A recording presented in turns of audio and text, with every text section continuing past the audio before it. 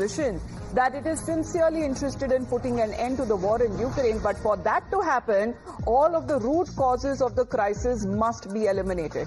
Putin claims that there has been an understanding with Trump. He has been praising the constructive talks, talking about having reached an understanding. But my colleague Rishabh is also joining us here on the broadcast. Rishabh, good morning. When we speak of such developments, they say that it is positive, but what is the result? Well, if we talk about this whole meeting between Donald Trump and Vladimir Putin, one thing is very clear, that it looked a warm, constructive meeting. The body language of both the leaders was positive, and the statements that have come in, we have seen multiple interviews that Donald Trump has done since this meeting has gotten over at around 3 a.m. India time. In last 3 to 4 hours, at least 2 interviews that Donald Trump has done.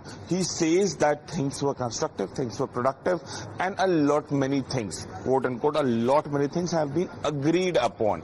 But as Donald Trump says, there is no deal till it's a deal. So we'll have to wait on that front. If we talk about Russian president says that things were very constructive. A lot of understandings have been reached. What are these understandings? We don't know yet. Whether these understandings will hold ground when Zelensky enters the discussion, we don't know yet.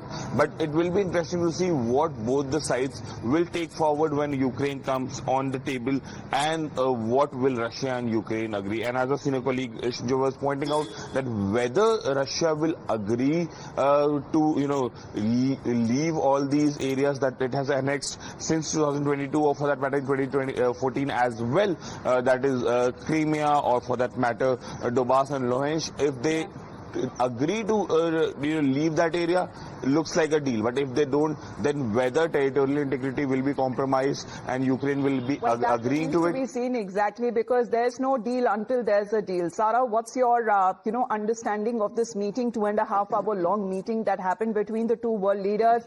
President Putin is of the opinion that the European capitals also must not create any obstacles.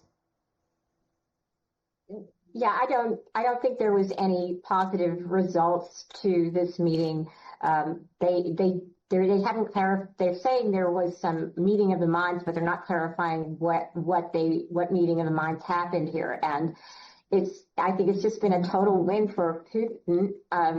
He's basically been legitimized back onto the world stage when he's been sort of the piranha of at least most of the world, because he has attacked an innocent country unprovoked, and Trump didn't call him out. He just let Putin spew lies that this is gaslighting Ukraine, that this war is Ukraine's fault, and Trump is sitting there. And I saw somebody alluded to the end of Casablanca, to their departing when Trump was joking with him that he might actually go to Moscow.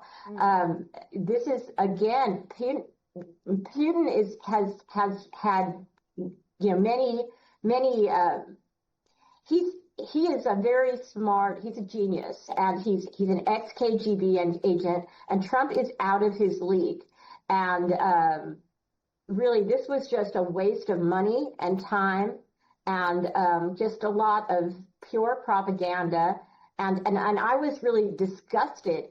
I mean, you literally just showed them him walking the red carpet. We threw the red carpet out for him in Alaska. This is somebody who's considered a war criminal. This is someone who has stolen thousands of children from the Ukraine as part of war.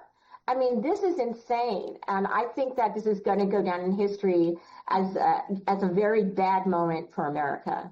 So you're saying it was a waste of time and money. As far as when it comes to his Russian counterpart is concerned, Putin is of the opinion that the conflict in Ukraine would not have started if Donald Trump would have been president back in 2022. But getting in another perspective, because Donald Trump now says that it is